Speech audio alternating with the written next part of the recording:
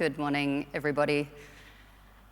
Now, I thought I would start with a bit of a cryptic question. What's your favorite sci-fi movie? Well, popular culture would have us believe that we're headed for some kind of dystopia, with data being used to not only invade our lives, but to create parallel universes that we've never seen before. Whether your favorite's The Matrix, or Minority Report, or artificial intelligence, the idea that technology and data is going to create totally different worlds is probably some distance in the future.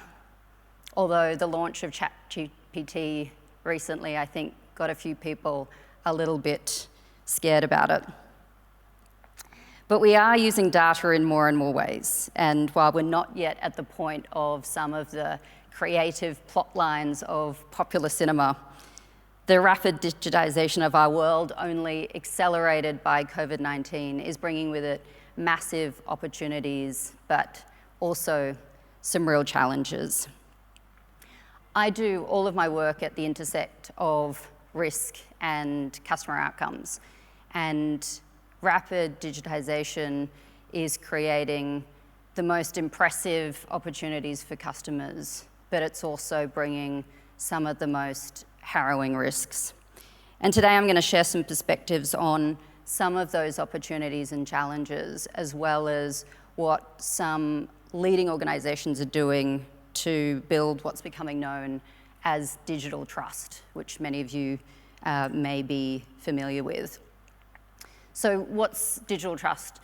Well, we define digital trust as an individual's confidence in an organization to protect their data, enact effective cybersecurity measures, offer trustworthy AI products and services, and to provide transparency around AI and data usage.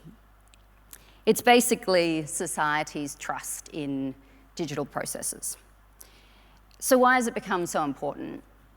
Well, rapid developments in technology are fundamentally changing the way that society and businesses operate, as we well know. We're creating and exchanging a huge amount of data daily, and more daily tasks are being completed by machines and algorithms handling increasingly sensitive data. We see it in the 65 billion WhatsApp messages that are sent daily, in the increase in the use of technology-enabled products like wearable robotics, and in the 4.2 billion in digital voice assistants that are in use every day around the world, doing tasks that used to be done by manual processes, and that has probably only accelerated further with the increased use of AI over the last few months. And organizations are increasingly digitizing. They're conducting data and analytics transformations, they're heading into massive digital transformations, and often without an eye to some of the risks that eventuate from those transformations. And Australia, believe it or not, is one of the most digitized places on the planet. We've got plus 90% broadband penetration rates. We're in the top 5 when it comes to speed. We're ranked in the top 10 globally in smart home device ownership. And we're ranked in the top 20 in Cisco's Digital Readiness Index.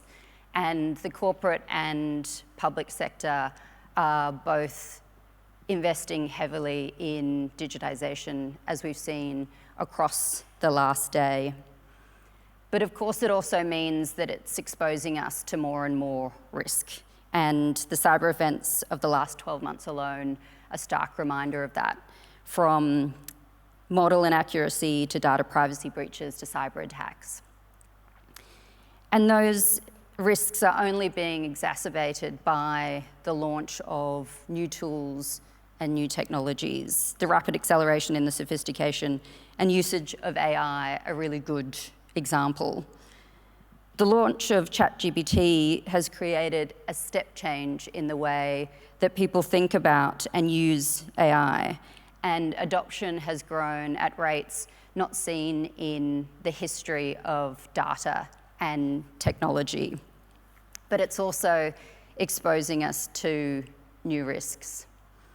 In the potential of data leakage in the public domain, if AI models are developed without a good understanding of the data rights and best practice secure development. In increased risk of unsecure code development, if code generated by Gen AI is developed without proper security audits or code reviews to find vulnerable or malicious components. Or the propagation of source code vulnerabilities, if bad actors are able to access and use models or cause models to be used in ways which expose confidential information about the model or cause the model to take actions which are against its design objectives. And these risk events contribute to a general trust crisis, which we're seeing in a number of countries, expanding beyond the corporate sector and into society. It's impacting society in the increase in violent acts within and between communities. It's becoming evident in a mistrust of government, seen in increased polarity in global politics, and in increased fraud and data breaches, of course, that we've seen in our corporate sector. And trust has a real value. Research by the Centre for Economics and Business Research on digital trust divergence in global economies found that a 5 percentage point increase in digital trust results in an average GDP per capita increase of something of the order of $3,000, an important correlation when considering that for every dollar of value created by digitization, about half of that is spent on cyber crime alone. So how do we face into this? Well, addressing digital trust, we think, means actions across 4 important areas: in AI, machine learning and analytics, in actions increasing trust in tech and cloud, in data, and importantly, in improving risk capabilities and culture. And these practices, when implemented well, have the effect of building stakeholder confidence, building enterprise resilience, while also supporting growth.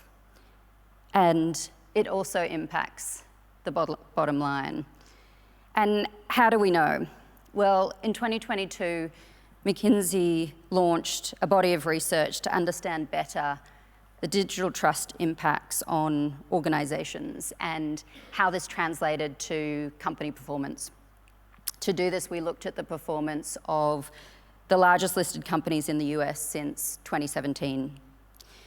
To do that, we classified each company based on whether its practices and performance aligned with those of trusted organizations, specifically based on 6 digital trust dimensions, namely consumer trust, a company's Trustpilot rating in the US, financial stability, its credit rating, workforce trust, sustainability, investor trust, and data integrity, the company's score on the Privacy 100 list.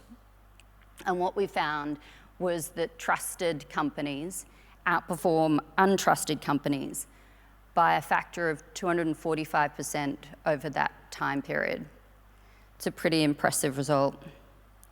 We also found that companies most committed to digital trust vectors are also less likely to have had a recent data breach or AI incident. And indeed, even those that had were able to recover from sell-off periods more quickly than those untrusted companies. Meanwhile, we also asked consumers and companies for their perspective on how well companies were managing digital-related risks. As part of the research, we surveyed more than 1,300 business leaders and 3,000 customers globally.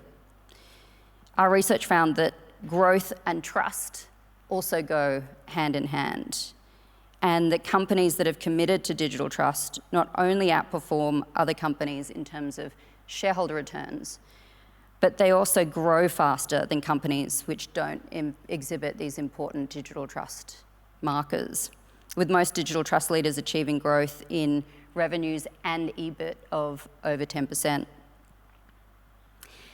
And we also found that customers care about digital trust in their purchasing decisions.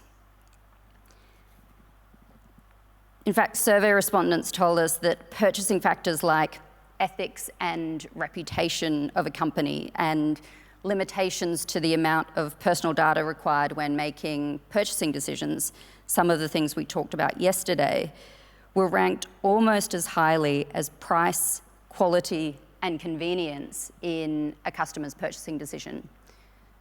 Pretty telling. In addition, almost half of respondents in our study frequently said that they will choose another brand if the one that they're considering purchasing from is unclear about how the company will use their data. And these figures only increase for certain segments like Gen Z. So what is it that trusted companies are doing differently? Well, they're managing a broader set of digital-related risks, and they're doing it more systematically. In their AI models, they have policies and practices in place to manage AI explainability and bias. They have a control environment which is robust in detecting potential cybersecurity risks. On data, they know what data they're collecting, and they have good data lineage and governance over that data. They actively seek to improve data quality. They're actively purging sensitive data when they don't need it anymore. And they've got detective mechanisms in place to know when there's been a misuse or breach of data. And importantly, they're actively managing digital and tech talent risk well to make sure that they've got the right people in the right roles to best manage those risks. And it's delivering results. It's reducing risk, reducing cost, and accelerating deployment of new applications and new models. So who's doing this well?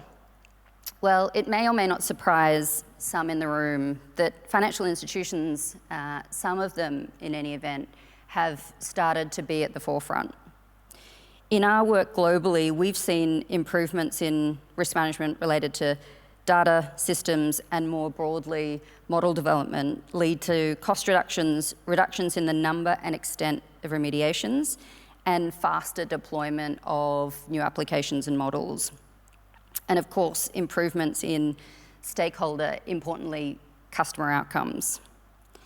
In model development, as just one example, and there'll be more of them deployed, we've seen of the order of 40% cost reductions from enhanced clarity of the roles of line 1 and line 2 in model development, validation, and deployment. We've seen reductions in the number and scope of remediations, improved rates of by 3 to 4 times by using multidisciplinary training teams to build security control, identification, and remediation capabilities into frontline software development.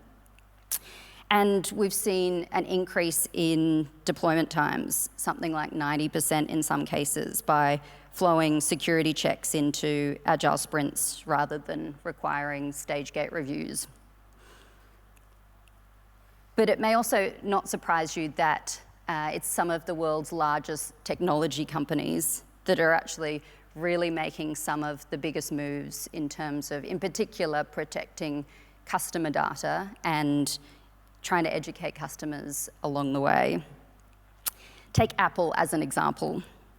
Through the data it collects from all of us through our phones, our watches, and our home devices, Apple holds some of the largest pools of customer data on the planet, and they're increasingly telling us that they're paranoid about protecting it.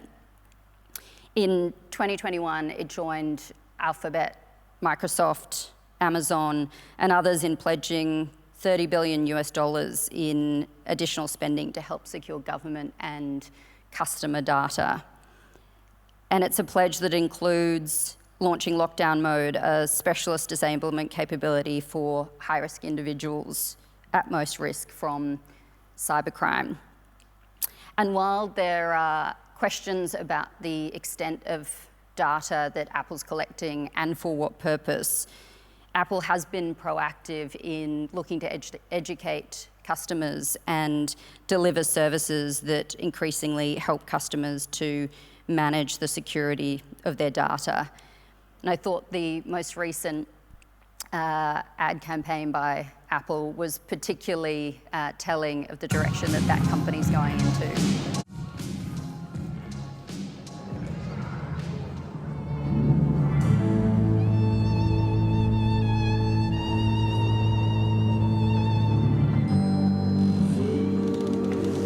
The next sale is a digital treasure trove charming Ellie's private data. What? Lot number 1, her emails. The one she's opened and read, wonderfully personal. Let's start at 240, 260, 280. Sold. Lot number 2, Ellie's drugstore purchases. Voila! Priceless data. Do I hear 480? 500. Sold. Her location data. It's not creepy, it's commerce. Do I hear 600, 620, 640, 660? Sold. Nana? All her contacts, even sweet Nana. Sold at 740. Her recent transactions, her browsing history, her late-night texting habit. Sold. And now the one you've all been waiting for, and I can promise you won't be disappointed.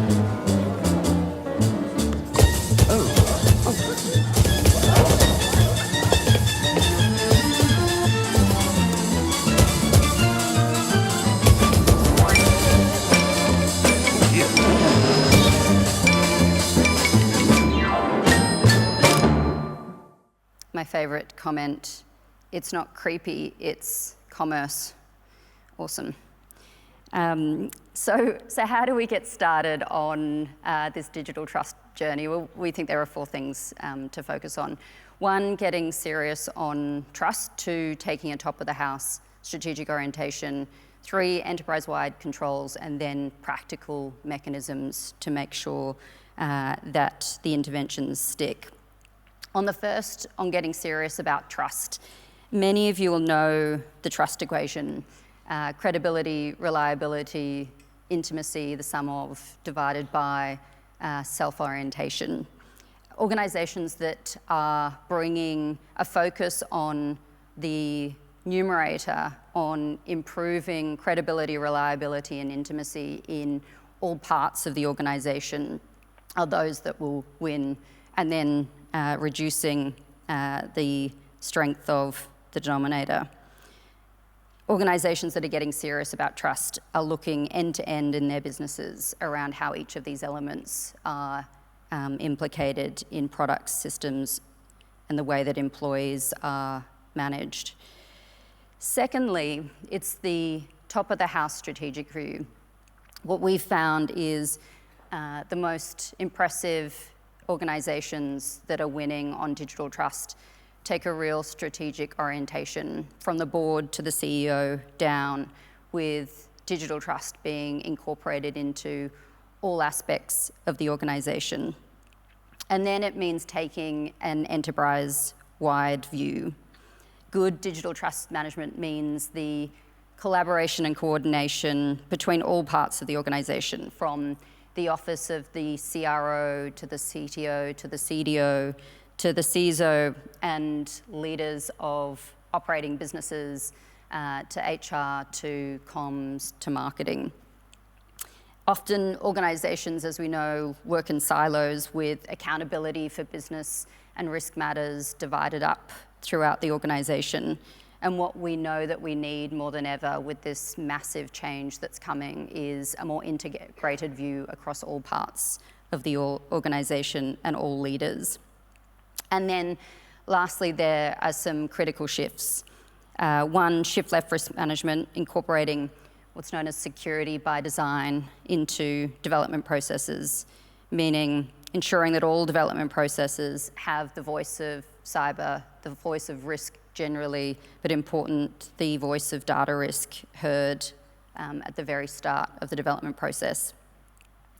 It's frontline model risk review. It's building capability in the first line to reinforce good risk management practices in the development of models and other digital products and services.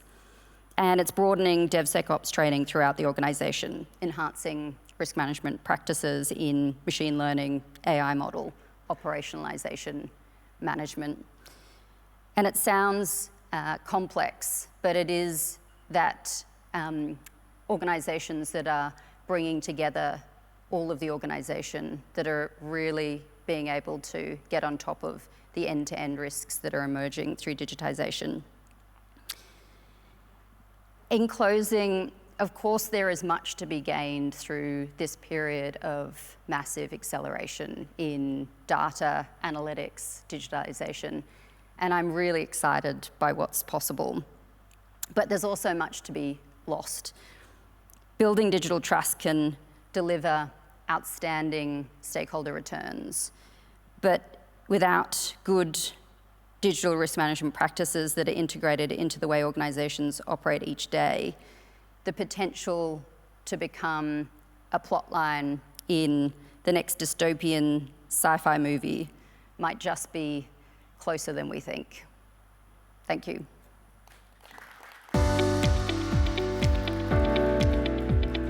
Just as you leave us, I want one quick question. So you've set out some great things that organisations can do to move up the trust ladder and so on. For individuals in the room, what's a single simple thing they could do that takes only a couple of minutes that significantly decreases the chance they're the person walking into their own data auction or anything like that? What can you do to protect yourselves? You give them one and I'll give them one and we'll see how we go. Excellent. So I don't think it actually happens like that, by the way. Yep. I believe it's somewhere in the dark web where your information is sitting and people are trading it. But the number one thing is to check your own personal security. So where are your passwords? Have you changed them recently? Have you done a check on the whether your passwords have been compromised? There's a few websites available where you can Have I been pwned, for example? Exactly. Yep. So do the quick check. It's a bit scary to do, but you should do it. And then put in place for yourself digital password management. So whether that's dual factor authentication through one of the tools, or at least making sure you use one of the digital apps to manage your passwords. Fantastic. I'll give you one. Anytime you want to download your free shopping centre Wi-Fi or anything like that, the website, you have to provide your email. test@test.com still works the vast bulk of the time. You don't have to give your own email. And I found one recently, you know, DuckDuckGo. Have you heard of this one? DuckDuckGo, the website, which is one that DuckDuckGo is like a Google search engine but says it doesn't strip data. You can now create an email with them. So it might be adamspencer5@duck.com. So I connect that to my normal email. Now anytime I go anywhere and they say, we need your email to set up an account so you can buy a pair of socks or whatever, I give them my duck.com email. It forwards all the stuff to me, so I've still got the sale, it all works out, but duck.com strip all cookies and traces off. So I still get the email from them going, your socks are on the way, but they haven't then dropped in and sucked out all my data for the rest of my life. So that sort of intermediary email, there's sort of those things emerging too, which seem pretty cool. Yeah. The only other one for the corporate sector would be third-party risk management. So who are your third-party suppliers that I would have a deep look into? Most people have missed it. Fascinating stuff. Will you still be around at morning too? People want to come and ask you stuff? Absolutely. Come and ask Olivia stuff then. Give her another round of applause. That was great. Thank you so much, Olivia.